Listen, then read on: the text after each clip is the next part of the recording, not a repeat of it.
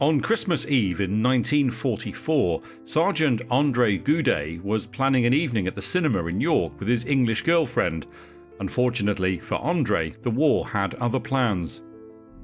André was a gunner on a Halifax bomber with 347 Squadron, a unit made up entirely of French personnel based at RAF Elvington near York. He and his crew got the message, all leave cancelled. They were sent on a bombing operation over Germany, supporting ground forces against a German offensive in what became known as the Battle of the Bulge.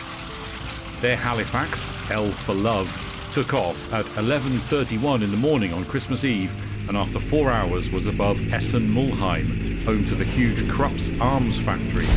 They immediately came under fire from the ground.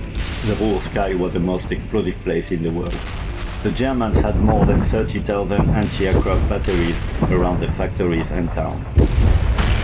They were hit and had to abandon the aircraft.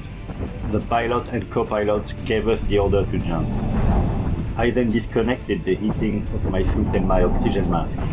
At 6,000 meters high, the temperature was minus 50 degrees and the oxygen is very rare. In a few minutes, I knew I would be unconscious. André found his parachute, fastened it on and got to the hatch, all the time losing consciousness. Then the Halifax took a direct hit to an engine and he blacked out.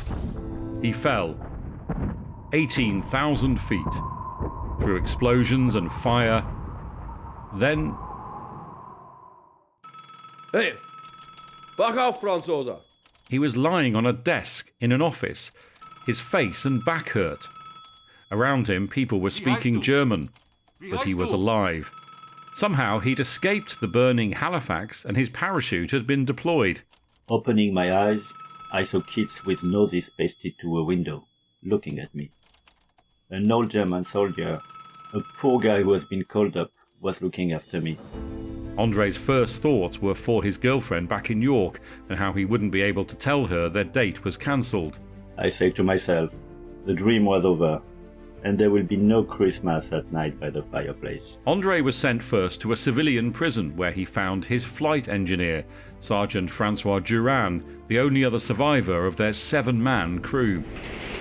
The pair spent 4.5 months as prisoners in Germany, including time being marched through German towns devastated by the war, until they eventually arrived at a camp near Munich. They were released by American troops on the 29th of April 1945.